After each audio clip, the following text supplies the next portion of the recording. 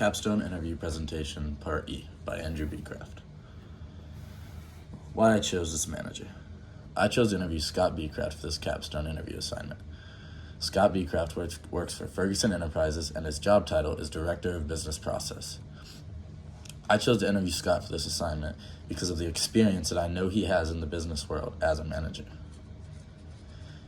He has been with the same company for the past 26 years and has worked his way up from a warehouse worker to the Director of Business Process.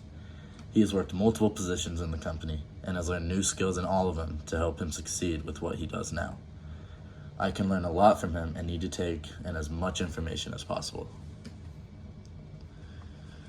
With the years of experience comes lots of life lessons that he can pass on and possibly prevent me from making any big mistakes that I shouldn't in the future. A big reason why I chose to interview Scott is because of how confident he is doing his job and the way he carries himself during his meetings and other work-related instances.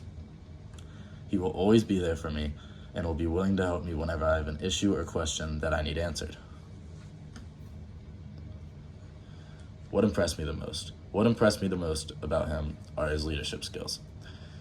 He talks about how important it is as the team leader to set the objectives, team goals, and measure performance. He mentions that it's always a good thing to have goals, but if you cannot measure how you're going to successfully meet your goals, then it's pointless. Scott states that he plans his day around the steps he needs to take to meet those goals and objectives. You also need a lot of patience during being a manager. Dealing with people all day is not easy, and it can bring a lot of stress, which makes the job even harder sometimes. How it relates to the functions of management. He has to plan. As the team leader, Scott plans his day out around what him and his team can do to reach their goals. If he were not to do that, then they would all just be doing mindless work because they wouldn't know what goal or what they needed to work on. Lead. Scott has to make sure his team stays on track to get what they need to get done. This kind of goes back into planning. Scott has to lead, and Scott has to be the one to tell the team, we have to get this done by this date, or we need to finish this by today, so his team can stay on track and successfully meet their goals. Organize. He needs to put together and organize a team of people based on the task at hand. He specifically chooses the team members based on the skills they have and the skills he needs for them for the task. One guy might be awesome for a different job that he had in the past, but for this job, he may not be the right guy, so we wouldn't pick him. Control. He watches over the task and makes sure everything is going as planned. As the team leader, he has control over the entire project at hand. So if one thing goes wrong or if there's one person slacking, then it all goes back to him. So he has to make sure everyone's doing their part and control the group to get the project done. Personal reflection.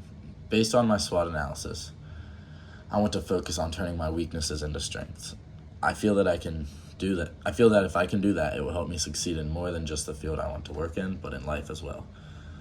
I feel a lot of my weaknesses are things that I need to fix and things that should not be weaknesses, because if I can turn my weaknesses into my strengths, like I said, then it will help me go further in life. The opportunities that I have to be a college lacrosse coach are huge, and I need to make sure that I'm taking advantage of all the opportunities that present themselves. If there's coaching conventions, if there's anything my coach needs help with, or if there's anything he wants to help me with, I need to take everything in and be ready to learn. For example, Scott Beecraft brought up in his interview that you have to be willing to learn or else you're not going to go anywhere.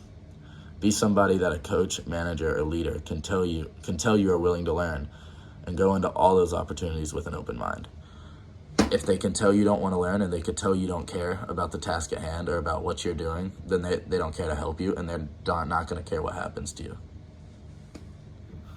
Thank you.